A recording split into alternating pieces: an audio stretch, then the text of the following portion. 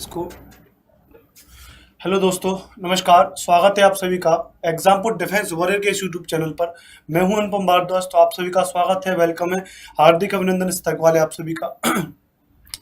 तो साथियों, ये क्लास मैं आपको पहले बता दे रहा हूँ, ये आपकी क्लास आपको रिकॉर्ड क्लास दी जा रही है।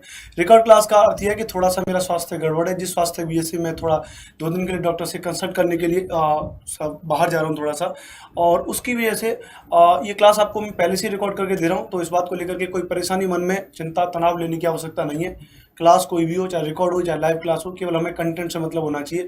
तो कंटेंट में मैं आज आपको इसमें कुछ महत्वपूर्ण प्रश्नों को लेकर के कुछ जानकारी आपको देने का प्रयास करूंगा।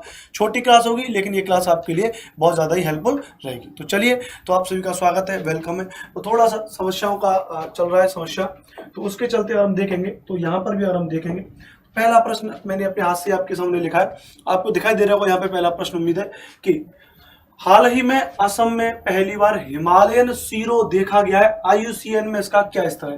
प्रश्न बहुत महत्वपूर्ण है, प्रश्न बहुत महत्वपूर्ण है। अगर आप यहाँ देखेंगे तो प्रश्न बहुत महत्वपूर्ण है। हाल ही में असम में पहली बार हिमालयन सीरो देखा गया। कौन देखा गया? हिमालयन सीरो देखा गया। हाल ही में असम में पहली बार हिमालयन सीरो देखा गया। IUCN में इसका क्या स्तर है? IUCN में इसका क्या स्तर है? आप जानते हैं, किसी भी चीज को लेकर के, किसी भी जीव को लेकर के IUCN, इंडियन ये जो IUCN है, ये 4 श्रेणियां जारी करता है। क्या जारी करती है? 4 श्रेणियां जारी करती है। 4 श्रेणियों के आधार पर कि कोई चीज विलुप्त हो गई है या विलुप्त होने की कगार पर है या बिल्कुल विलुप्त हो चुकी है, इस तरीके से क्या करती है? अपनी अपनी श्रेणियां जारी करती है, सीरीज जारी करती है। तो उसी के तहत एक जीव होता है हिमालयन सीरो, जिसको हाल ही में असम में देखा गया। कहां देखा गया? असम में देखा गया। आश्चर्य की बात यह है कि ये जो हिमालयन सीरो होता है वो हमेशा समुद्र तल से 2000 से ऊपर, 2000 से 4000 मीटर की ऊंचाई पर पाया जाता है। 2000 से 4000 मीटर की ऊंचाई पर हमेशा पाया जाता है। कौन? हिमालयन सीरो ये जीव है। लेकिन इसको कहां पर देखा गया? असम में देखा गया। तो IUCN में इसका क्या स्तर है? वल्नरेबल है। क्या है? वल्नरेबल है। आप देखना चाहें, अगर आप यहाँ पर ये देखना चाहें कि कौन होता है हिमालयन सीरो, तो आप देख रहे हैं कि ये जीव होता है, ये होता है हिमालयन सीरो होता है। कौन होता है? ये आपके सामने यहाँ पर आप देख रहे हैं हिमालयन सीरो। क्या भैया? ये आपके सामने हिमालयन सीरो, आप इसको देखेंगे तो ये है आपके सामने यहाँ पर क्या? Himalayan serow. ये आप देख रहे हैं यहाँ पर, ये आपका हिमालयन सीरो जिसकी बात कर रहे हैं। और ये हिमालयन सीरो देखा गया कहां पर? ये हिमालयन सीरो देखा गया असम में। कहां पर देखा गया? असम में देखा गया हाल ही में ये हिमालयन सीरो। तो इसीलिए चर्चा का विषय रहा हिमालयन सीरो। ठीक है भैया, बात समझ में आ रही? हिमालयन सीरो का चर्चा का विषय ये रहा। यहाँ पर बात क्लियर है। दूसरी बात, इस हिमालयन सीरो के बारे में बहुत सी बातें यहाँ पर है, ये चित्र आप इसको देख सकते हैं। तो ये हिमालयन सीरो हाल ही में कहां पर देखा गया? यहाँ पर देखा गया। और तो IUCN में इसका क्या स्तर है? IUCN में इसका स्तर है वल्नरेबल। क्या है इसका स्तर? वल्नरेबल है IUCN में इसका स्तर। इसकी कुछ डिटेल पढ़ लेते हैं, इसकी यहाँ पर कुछ डिटेल पढ़ लेते हैं। ध्यान रखिएगा कि सबसे पहले IUCN के बारे में अगर मैं आपको यहीं पर बता दूं, IUCN के बारे में, इसके बारे में, तो IUCN 1948 में स्थापना हुई और स्विट्जरलैंड में इसका क्या है? मुख्यालय। IUCN की अगर बात करें, इसकी IUCN की, तो 1948 में क्या हुई? इसकी स्थापना हुई IUCN की, 1948 में स्थापना हुई। और ध्यान रखिएगा, स्विट्जरलैंड में इसका क्या है? मुख्यालय। स्विट्जरलैंड में इसका क्या है? मुख्यालय है। 1948 में स्थापना, स्विट्जरलैंड में इसका क्या है? मुख्यालय IUCN का। लेकिन अगर हम बात करें यहाँ पर, तो पहली बार असम के मानस टाइगर रिजर्व में इसको देखा गया। हिमालयन सीरो को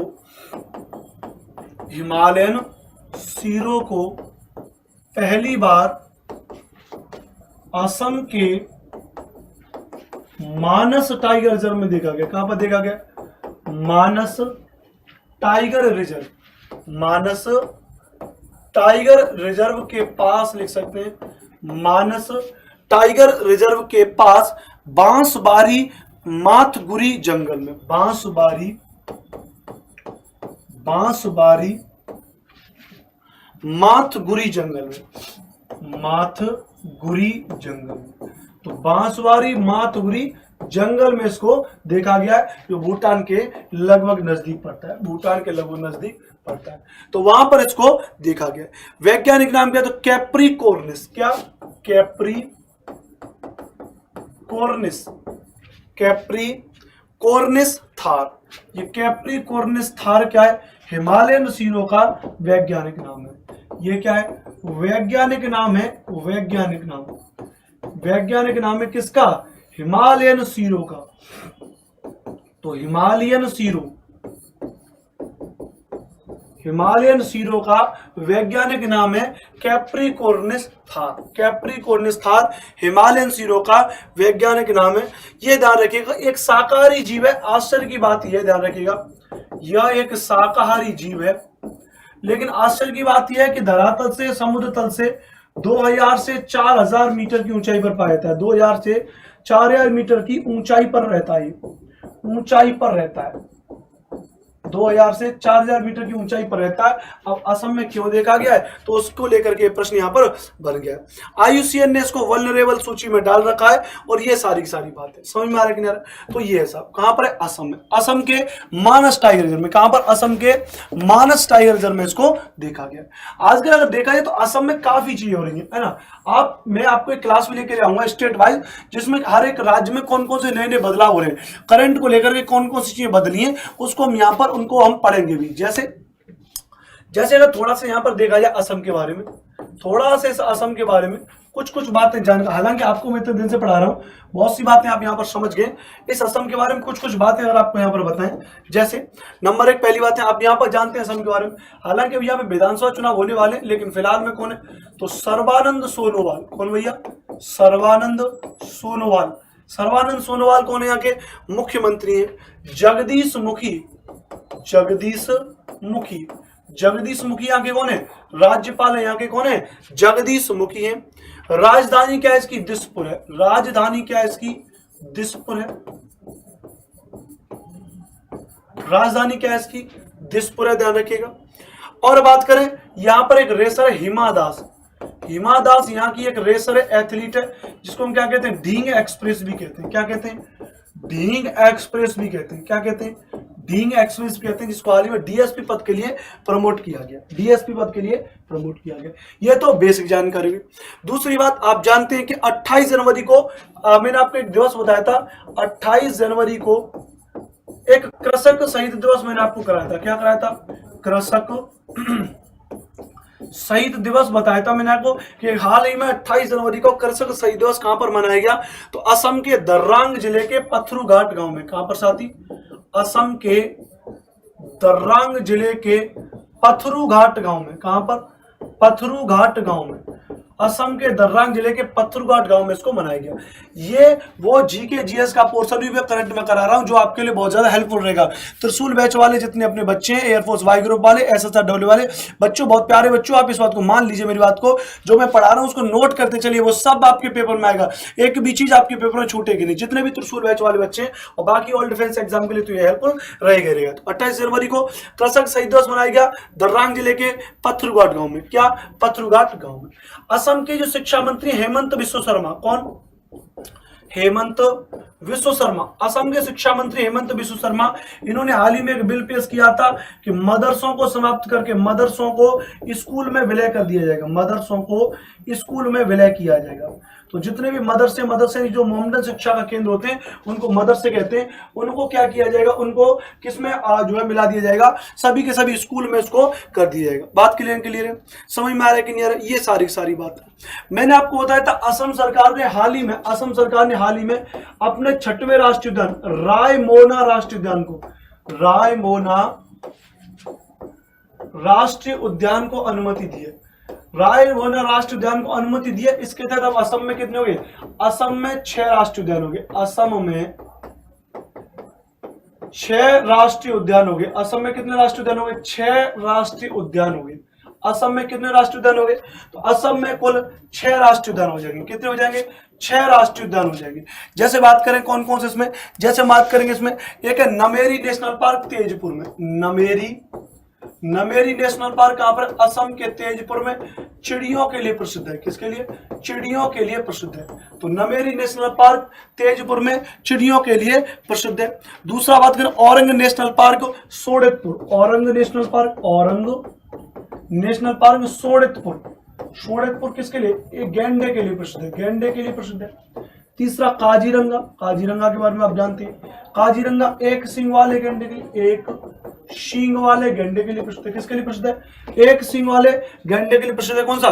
काजीरंगा। मानस की बात करेंगे तो गुवाहाटी में पड़ता है मानस। मानस कहां पड़ रहा है? गुवाहाटी में पड़ रहा है, गुवाहाटी में। खरगोश के लिए, किसके लिए? खरगोश के लिए। किसके लिए साथी मेरे? खरगोश के लिए यहां पर प्रसिद्ध है। ठीक है भैया, मानस गुवाहाटी में। डिब्रू साइखोवा सफेद पंखों वाला हंस। डिब्रू साइखोवा, डिब्रू साइखोवा।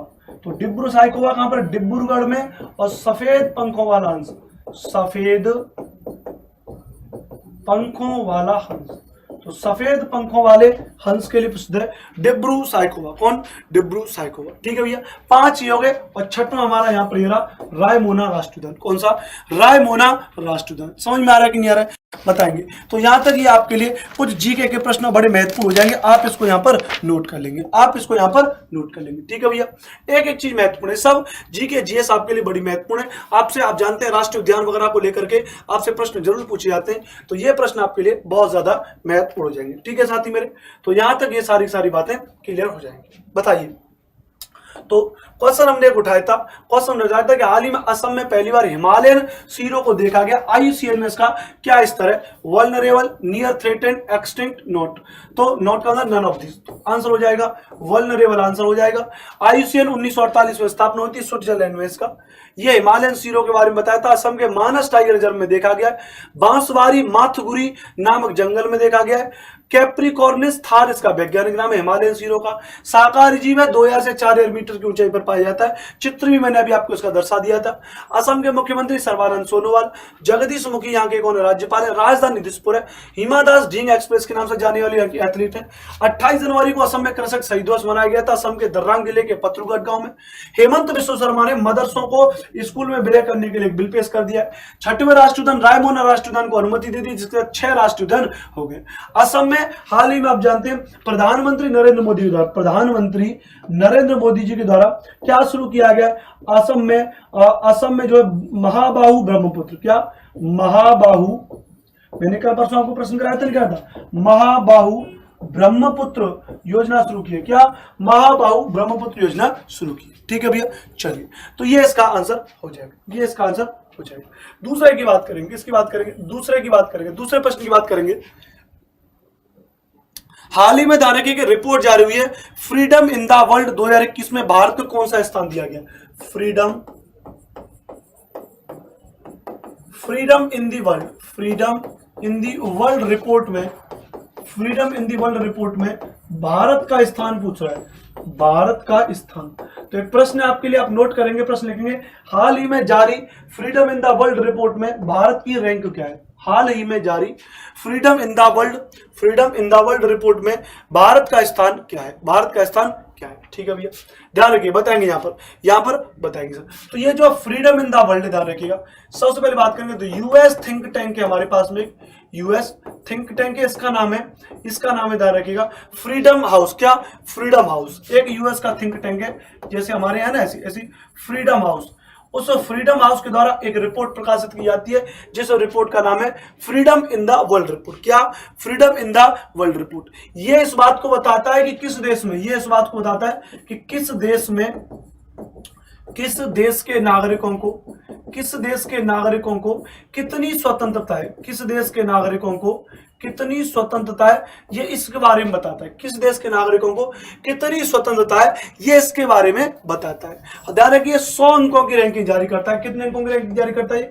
ये 100 अंकों की रैंकिंग जारी करता है, 100 अंकों की रैंकिंग जारी करता है। ध्यान रखिएगा, कितने अंकों की रैंकिंग जारी करता है? 100 अंकों की रैंकिंग जारी करता है। और जब ये 100 अंकों की रैंकिंग जारी करता है, ध्यान रखिएगा, तो 100 अंकों की रैंकिंग में पहले स्थान पर ज्यादातर इसके जो स्कैंडिनेवियाई देश हैं वो ज्यादातर रहते हैं, जैसे नॉर्वे, जैसे स्वीडन, जैसे फिनलैंड। तो नॉर्वे, स्वीडन, फिनलैंड, मतलब इन देश के नागरिकों को पूर्ण स्वतंत्रता है, बहुत हर चीज को लेकर के पूर्ण रूप से स्वतंत्रता है। ये सारे स्कैंडिनेवियाई देश हैं, नॉर्वे, स्वीडन और फिनलैंड, इनको एक के साथ दिया गया। लेकिन सबसे कम स्कोर के साथ अगर किसी को दिया गया तो तिब्बत और सीरिया में 100 अंक किसको दिया गया? 100 अंक, सॉरी, ये तो मतलब अगर बात करेंगे 100 अंकों की रैंकिंग का मतलब है, अगर इसमें जो एक रैंक के अनुसार होगी वो सबसे खराब होगा। तो इसके बारे में अगर यहां पर देखें तो इसको 100 स्कोर के साथ, मतलब सबसे अच्छा स्कोर किसका है, तो 100 स्कोर दिया गया, 100 स्कोर का मतलब है सबसे अच्छा, 100 स्कोर का मतलब है सबसे अच्छा, तो इसमें इसको ये दिया गया है। और अगर यहां पर हम बात करेंगे, अगर हम यहां पर बात करेंगे एक स्कोर, तो एक स्कोर यहां पर बहुत खराब है, एक स्कोर यहां पर बहुत ही ज्यादा खराब है, बहुत खराब है। एक स्कोर यहां पर बहुत खराब, और एक स्कोर के साथ रखा गया तिब्बत और सीरिया, तिब्बत और सीरिया को इसमें रखा गया, तो तिब्बत और सीरिया को इसमें रखा गया। बात क्लियर क्लियर है। भारत के बारे में इसने बताया कि 2014 में जब से सत्ता परिवर्तन दोबारा सुबह है, प्रधानमंत्री नरेंद्र मोदी की सरकार आई है, तब से इन्होंने बताया freedom in the world report के अनुसार कि लोगों की स्वतंत्रता में कमी आई है, लोगों की स्वतंत्रता में कमी आई है, लोगों की स्वतंत्रता में कमी आई है। क्या आई है? लोगों की स्वतंत्रता में कमी आई है। Freedom in the world report में इसके अनुसार लोगों की स्वतंत्रता में कमी आई है, ध्यान रखिएगा। कौन सा स्थान दिया गया इस बात को, तो 67 रैंक मिला है किसको? इंडिया को। कितना रैंक मिला है? 67 रैंक मिला है इंडिया को, ध्यान रखिएगा। इसके अनुसार लोगों की जो जितनी वहां स्वतंत्रता उनमें कमी आई है पहले की तुलना में, पहले की तुलना में। तो उम्मीद है आपको समझ में आ जाएगा। आपके लिए प्रश्न यहां से कौन सा बन जाएगा? आपके लिए प्रश्न हो जाएगा कि freedom in the world report को कौन प्रकाशित करता है? Freedom in the world report को कौन प्रकाशित करता है? तो यूएस थिंक टैंक है freedom house, US think tank है फ्रीडम हाउस। तो freedom in the world report 2021 के अनुसार भारत को कौन सा स्थान दिया गया? तो भारत को 67वां स्थान दिया गया। भारत को क्या दिया गया? 67वां स्थान दिया गया भारत को। 100 अंकों की रैंकिंग जारी करता है, 100वां स्थान सबसे अच्छा होता है, उसमें स्कैंडिनेविया देश, नॉर्वे, स्वीडन, फिनलैंड। एक स्कोर सबसे बुरा है जिसमें तिब्बत और सीरिया को है। सीरिया में आप जानते हैं स्वतंत्रता बिल्कुल आपकी नामात्र के लिए स्वतंत्रता है, और तिब्बत में भी आपकी स्वतंत्रता कैसी है? नामात्र की स्वतंत्रता है। ऐसी बात नहीं कि ये रिपोर्ट यूं प्रकाशित हुई थी, नहीं। बड़े बड़े राजनेता, बड़े बड़े इकोनॉमिक एडवाइजर, बड़े बड़े पढ़े लिखे लोग इस पर रिसर्च करते हैं, इसको बताते हैं, तब ये फाइनली अपना डाटा देता है। तो इसके अनुसार आप देख सकते हैं साहब कि आपने बीजेपी को वहां पर जिता करके भेजा साहब, उसने आपके लिए क्या कर दिया साहब। हालांकि बीजेपी को वोट तो मैंने डाला था, ठीक है, समझ में आ रहा है कि नहीं आ रहा है? तो ये सारी की सारी बात है, ये सारी की सारी बात है, ये एक मजाक का पार्ट था, लेकिन बहरहाल ये क्वेश्चन था freedom in the world report को भारत का कौन सा स्थान दिया गया। समझ में आ रहा है कि नहीं आ रहा है? तो 100 अंकों की रैंकिंग के साथ में ये सारी की सारी बातें समझ में आ रहा है कि नहीं आ रहा है? कमेंट करेंगे फटाफट से कि हाँ सर हमारी चीजें समझ में आ रही है। चलिए आगे कुछ और चीजों को भी समझेंगे, आगे कुछ और चीजों को भी समझेंगे, ध्यान रखिएगा। हाल ही में भारत ने चाबहार दिवस मनाया है। कौन सा भैया? चाबहार दिवस मनाया, ध्यान रखिए। तो प्रश्न वहां से ये बनेगा कि भारत ने चाबहार दिवस क्यों, कब मनाया? क्वेश्चन ले लेते, तीसरा सीधा लिख लेते। चाबहार दिवस, चाबहार दिवस कब मनाया गया है? चाबहार दिवस कब मनाया है? प्रश्न ये है कि हाल ही में चाबहार दिवस कब मनाया है, इसका आपको उत्तर देना है। इसका आपको उत्तर देना है कि चाबहार दिवस कब मनाया है साथी मेरे, इसका आपको उत्तर देना है। तो चाबहार दिवस की अगर बात करेंगे तो ध्यान रखिएगा, इसको चाबहार दिवस को 4 मार्च को मनाया। कब मनाया? 4 मार्च को वर्चुअली रूप से मनाया। क्या? वर्चुअली रूप से मनाया। तो वर्चुअली रूप से मनाया 4 मार्च को। वर्चुअली रूप का मतलब है डिजिटल रूप से। कैसे साथी मेरे? इसको डिजिटल रूप से इसको मनाया। कैसे मनाया? इसको डिजिटल रूप से इसको मनाया। इस बात को ध्यान रखिएगा, कैसे मनाया? डिजिटल रूप से इसको मनाया गया। चाबहार दिवस को 4 मार्च को इसको वर्चुअली रूप से मनाया। समझ में आ रहा है कि नहीं आ रहा है? इस बात को यहां पर समझेंगे। अब चाबहार दिवस मनाने के लिए ध्यान रखिएगा, इसमें 6 देशों के मंत्री शामिल हुए। 6 देशों के मंत्री इसमें शामिल हुए। कौन कौन से देश के शामिल हुए? तो रूस, अफगानिस्तान, आर्मेनिया। रूस, अफगानिस्तान, रूस, अफगानिस्तान, आर्मेनिया, ठीक है भैया। रूस हो जाएगा, अफगानिस्तान हो जाएगा, आर्मेनिया हो जाएगा, ईरान हो जाएगा, कजाकिस्तान हो जाएगा, ईरान, कजाकिस्तान, कजाकिस्तान हो जाएगा। छठवां हो जाएगा उज्बेकिस्तान हो जाएगा। क्या हो जाएगा? उज्बेकिस्तान हो जाएगा। क्या हो जाएगा? उज्बेकिस्तान हो जाएगा। क्या हो जाएगा साथी मेरे? उज्बेकिस्तान हो जाएगा। तो रूस हो जाएगा, अफगानिस्तान हो जाएगा, आर्मेनिया हो जाएगा, ईरान हो जाएगा, कजाकिस्तान हो जाएगा, उज्बेकिस्तान हो जाएगा। इसमें ये 6 देशों के मंत्री भाग ले रहे हैं। 6 देशों के मंत्री भाग ले रहे हैं, ध्यान रखिएगा। दूसरी बात, इसकी अध्यक्षता कौन करेंगे? इसकी अध्यक्षता करेंगे हमारे फॉरेन मिनिस्टर जयशंकर। इन 6 मंत्रियों के लिए इस सत्र का उद्घाटन, इस सत्र का उद्घाटन, इस सत्र का उद्घाटन, इस सत्र का उद्घाटन करेंगे, इस सत्र का उद्घाटन करेंगे एस जयशंकर। कौन करेंगे? एस जयशंकर इस सत्र का उद्घाटन करेंगे। जो कौन है? हमारे भारत के विदेश मंत्री। कौन है? भारत के विदेश मंत्री है। कौन है भैया? भारत के विदेश मंत्री हैं एस जयशंकर। भारत के विदेश मंत्री एस जयशंकर जो इस सत्र का उद्घाटन करेंगे, जो इस सत्र का उद्घाटन करेंगे। समझ में आ रहा है नहीं? आ रहा है? बताएंगे जल्दी से। चाबार दिवस मनाया जा रहा है चाबार बंदरगाह को लेकर के, और आप जानते हैं चाबार बंदरगाह स्थित कहां पर? ईरान में स्थित है, जिसका मतलब 4 झरने।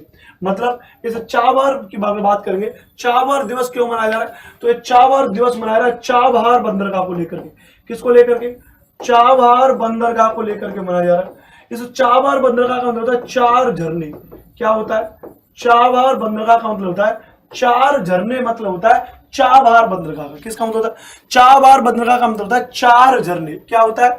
चाबहार बंदरगाह का मतलब होता है 4 झरने, इसका मतलब होता है। समझ में आ रहा है कि नहीं आ रहा है साथी मेरे? इसका मतलब होता है 4 झरने। क्या होता है? 4 झरने। और आप जानते हैं इस बात को लेकर के भारत, ईरान और अफगानिस्तान के बीच में एक त्रिपक्षीय संघर्ष भी है। चाबहार बंदरगाह को लेकर के ही भारत, अफगानिस्तान। आप कहेंगे सर इसमें अफगानिस्तान का क्या योगदान है? इसके बारे में आपको बताऊंगा। और ईरान, अफगानिस्तान, ईरान, इनके तीनों के बीच में क्या है? एक त्रिपक्षीय संघर्ष है। आप कहेंगे सर स्थिति है ईरान में, तो इसमें अफगानिस्तान का क्या मतलब है? ठीक है भैया, जैसे अगर आपसे बात करेंगे, मान लेते हैं यहां पर, मान लेते हैं एक छोटा सा बना लेते हैं, मान लेते हैं कि ये यहाँ पर क्या भारत है, भारत है यहाँ पर। इस भारत के बगल में यहाँ पर ये हमारा पाकिस्तान है, पाकिस्तान के जस्ट बगल में इस तरीके से हमारा क्या है? अफगानिस्तान है। अफगानिस्तान के जस्ट बगल में अगर आप देखना चाहेंगे, यहाँ पर कुल मिलाकर के अगर हम देखेंगे तो इसको इस तरीके से यहाँ पर ईरान देश है। कौन सा देश है? ईरान देश है। अब इस ईरान देश में यहाँ पर ऐसे बात करेंगे, यहाँ पर मान लेते हैं ये हमारा यहाँ पर चाबहार बंदरगाह। कौन सा? चाबहार बंदरगाह। मैं आपको समझाने का प्रयास करूं। चाबहार बंदरगाह, अब भारत का किससे संबंध है? चाबहार बंदरगाह से भारत के साथ में संबंध है। अब ध्यान रखिएगा, आप जान रहे हाल ही में भारत ने अफगानिस्तान के काबुल प्रांत में, भारत ने अफगानिस्तान के काबुल प्रांत में काबुल नदी पर कौन सा बांध बनाया? सहतूत बांध बनाया। कौन सा? सहतूत बांध बनाया। बोलो हाँ या ना? अब जब सहतूत बांध बनाया, भारत की सॉफ्ट पॉलिसी है, तो भारत चाह रहा है कि अब यहां पर इसके बीच में त्रिपक्षीय समझौता, इसलिए चाबहार बंदरगाह से भारत ने ईरान से होते हुए एक ट्रेन लाइन बिछाने की योजना बना रहा है, जो अफगानिस्तान को पार करते हुए आगे जाएगी। यहां पर तजाकिस्तान वगैरह देश पड़ते हैं, वहां पर एक स्थान है दुशांबे। कौन सा? दुशांबे। कौन सा स्थान है? दुशांबे। और दुशांबे में भारत का सैन्य हवाई अड्डा है। भारत का कौन सा? यहाँ पर भारत का एक सैन्य हवाई अड्डा है, सैन्य हवाई अड्डा है। कहां पर? दुशांबे में। और जो दुशांबे में भारत का सैन्य हवाई अड्डा है, तो भारत को क्या करना है? चाबहार बंदरगाह का जाना है, और यहां से ट्रेन के द्वारा ईरान से अफगानिस्तान होते हुए हम कहां पहुंच जाएंगे? दुशांबे में पहुंच जाएंगे। कहां पहुंच जाएंगे? दुशांबे में पहुंच जाएंगे। तो आप देखें, ये भारत का ही प्रोजेक्ट है। ये हालांकि इसमें बड़ा धीरे धीरे काम किया जा रहा है, लेकिन अगर ये काम हो जाएगा तो इसके लिए क्या है? इसलिए तो ये क्या होगा? त्रिपक्षीय समझौता हो गया। क्या हो गया? त्रिपक्षीय समझौता हो गया। क्या हो गया? त्रिपक्षीय समझौता। ये बिल्कुल सेम उसी तरीके से काम करेगा, ये बिल्कुल सेम उसी तरीके से काम करेगा जैसे आप यहां पर देखेंगे। जैसे आप मान लीजिए, जैसे मैं पूरा बना लेता हूं, मान लेते हैं कि ये भारत है, इतना ही छोड़ देता हूं इसको, और भारत के बाद फिर यहां पर अगर आप देखेंगे तो यहां पर ये हो जाएगा पाकिस्तान, पाकिस्तान के बाद यहां पर ये हो जाएगा पूरा पूरा चाइना वाला क्षेत्र हो जाएगा। अब आप यहां पर देख रहे हैं कि ये पीओके वाला क्षेत्र है, इतना सारा क्या है? पीओके वाला क्षेत्र। अब इस पीओके वाले क्षेत्र से चाइना ने यहां पर बनाया कि नहीं बनाया? China economic corridor, CPEC, China Pakistan economic corridor बनाया कि नहीं बनाया इसने? वो क्या कहता? अब पीओके से निकाल के ले गया, वो पीओके से भारत उसको रोक नहीं पाया। तो अगर देखा जाए तो ये भी क्या? इसी का एक तोड़ हो जाएगा, ये भी क्या हो जाएगा? इसी का एक तोड़ हो जाएगा। बात क्लियर? समझ में आ रहा है कि नहीं आ रहा है? ये सारी बातें चाबहार बंदरगाह को लेकर के आप जानते हैं, वहां पर जो कलंतरी करके वहां पर एक भारत का एक टर्मिनल पोर्ट भी है, जहां पर हाल ही में 2 हार्बर क्रेन भी भारत ने वहां पर पहुंचाई थी। जिस हार्बर क्रेन का निर्माण कहां पर किया गया था? इटली में जिन हार्बर क्रेनों का निर्माण किया गया था। समझ में आ रहा है कि नहीं आ रहा है? कमेंट करेंगे, यहां पर बताएंगे, यहां पर इन चीजों को समझने का प्रयास करेंगे। सब ठीक है भैया?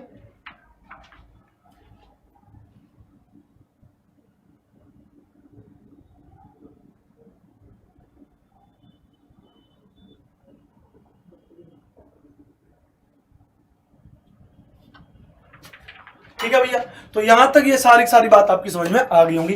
तो भारत ने यहां पर काबुल बंदरगाह पर, और ये सारी सारी बातें यहां पर हो चुकी है। ठीक है भैया, कोई समस्या हो तो आप मुझे बताएंगे। ठीक है भैया, ठीक है। और बाकी आप देख रहे हैं इतने दिन से आप हमसे क्लास ले रहे हैं, हमने कभी आपसे कोई ऐसी चीजें नहीं कही है, लेकिन थोड़ा सा मैं लगभग देख रहा हूँ पिछले काफी दिनों से यहाँ पर मेरे इस गले में दर्द ऑटोमेटिक बना रहता है, गले में दर्द बना रहता है। सर्दी जुकाम, मतलब एक तो होता है सर्दी जुकाम का नॉर्मली हो जाना, एक होता है कि गला बैठ जाना, नॉर्मल गला बैठ जाता है। इस बात को लेकर के थोड़ा सा चीजें जो है की जा रही है। इस बात को लेकर मैं 2 दिन की छुट्टी के लिए डॉक्टर से कंसल्ट करने के लिए जा रहा हूँ। इसी बात को लेकर के छोटी छोटी आपके लिए वीडियो क्लास रिकॉर्ड करके दी जा रही है। तो उम्मीद है कि आप लोग समझ जाएंगे, क्योंकि आप जानते हैं इतनी मेहनत आपके साथ की जाती है।